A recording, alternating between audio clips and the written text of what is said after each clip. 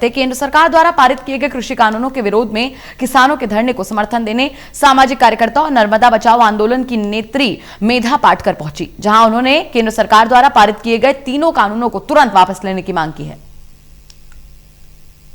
केंद्र सरकार द्वारा हाल ही में पारित किए गए 3 कृषि कानूनों के विरोध में किसानों के शहीद भगत सिंह स्टेडियम में दिए जा रहे धरने पर आज सामाजिक कार्यकर्ता और नर्मदा बचाओ आंदोलन की नेत्री मेधा पाटकर पहुंची, जहां उन्होंने सबसे पहले केंद्र सरकार द्वारा पारित किए गए तीनों कानूनों को तुरंत प्रभाव से वापस लेने की मांग की।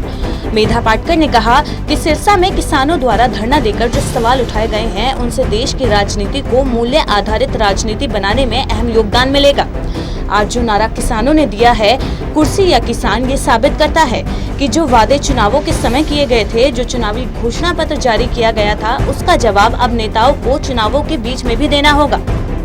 वहीं उन्होंने दुष्यंत चौटाला की ओर इशारा करते हुए कहा कि चौधरी देवीलाल और चरण सिंह के नाम से वोट मांगकर जीत दर्ज की और अब किसानों को जवाब देना होगा कि कुर्सी या किसान में से किसी एक को चुनना होगा। उन्होंने कहा कि इन तीनों कानूनों को वापस लेने से ही किसान का भला हो सकता है और किसानों के खिलाफ जो है उनके मन में उनकी इच्छा शक्ति जो विरोध में है, वो तो अब ये 3 गोरे कानून जिसको मैं कहती हूँ उनसे जाहिर हो चुकी है। और इन तीनों कानूनों का एक ही मकसद है, कॉर्पोरेटाइजेशन, कंपनीकरण। जो ग्लोबलाइजेशन की पॉलिसी आई 80 के दशक से वहां से चलता आया, लेकिन अब ये चोटी पर पहुंचा रहे हैं। तो चौटाला जी को ये चोटी पर पहुंचे हुए कानूनों के बारे में सवाल करना ये बिल्कुल सही है, और हरियाणा नहीं करेगा तो कौन करेगा? क्योंकि देवीलाल चौटाला, चौधरी चरण सिंह सभी का नाम लेकर ये जीतते आए हैं।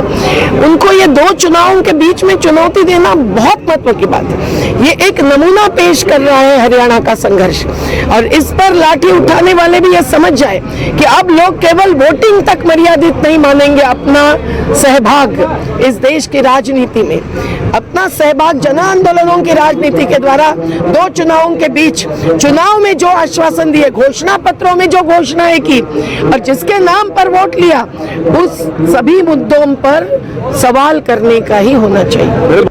वहीं एमएसपी को लेकर मेधा पाटकर ने कहा कि केंद्र सरकार एमएसपी को लेकर भी किसानों में भ्रम डाल रही है, जबकि इन कानूनों के लागू हो जाने के बाद एमएसपी बिल्कुल खत्म हो जाएगी। उन्होंने कहा कि तीनों कृषि कानूनों का सीधा मतलब खेती को कंपनीकरण की ओर ले जाना है, जिसका फायदा बड़े घरानों को होगा। कॉन्ट्रैक्ट खेती को बढ़ावा देने के सरकार के प्रयासों के विरोध में बोलते हुए उन्होंने कहा कि सरकार किसानों की भूमि छीनने की कोशिश कर रही है।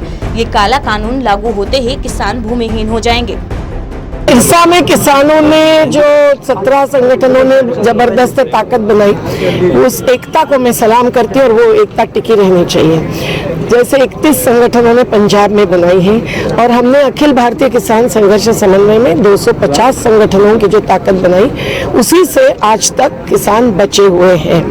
आगे चलकर सिरसा में जो सवाल उठाया है, वो इस देश के राजनीति को मूल्याधारित राजनीति बनाने के लिए अहम सवाल है। कुर्सी या किसान, हम कहेंगे कुर्सी या मजदूर, कुर्सी या महिला शक्ति, ये भी सवाल उठाने चाहिए, क्योंकि हर समुदाय पर आज उनकी आजीविका पर, उनके अधिकार पर संविधान को कुचलने वाले एक आक्रमण कर रहे हैं।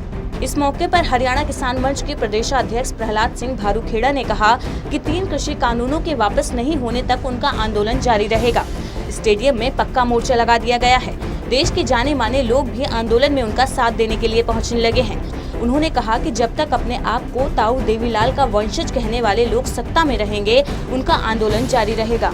ये बैठे इसीलिए हैं यहाँ पे। हम 6 तारीख को हजारों संख्या लोग यहाँ पे इकट्ठे हुए थे हरियाणा के कोने कोने से आके, कि दुष्यंत चौटाला, रणजीत चौटाला जो बीजेपी के सहयोगी बने हुए हैं, ये इनका साथ छोड़ दे, ये अपने आप को किसानों के तेजी बता रहे हैं। इसलिए आज सारे जो किसान हैं उनसे उनका पद छुड़वाने के लिए आए हुए हैं, उनसे इस्तीफा दिलवाने के लिए आए हैं कि आप इस्तीफा देके किसानों के साथ आओ, और ये जो 3 काले कानून है इनके साथ जो आज खड़े हो, तो आप देवीलाल के नाम को कलंकित कर रहे हो, क्योंकि चौधरी देवीलाल जो वो किसानों के मसीहा थे।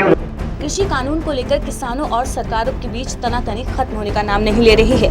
एक तरफ जहां किसान सरकार से इस कानून को वापस लेने की मांग कर रही है, तो वहीं सरकार भी किसानों के बीच जाकर उन्हें इस कानून के बारे में जागरूक करने का काम कर रही है। अब देखना होगा कि किसान कब तक अपना धरना खत्म करते हैं। सिरसा से सतनाम सिंह की रिपोर्ट।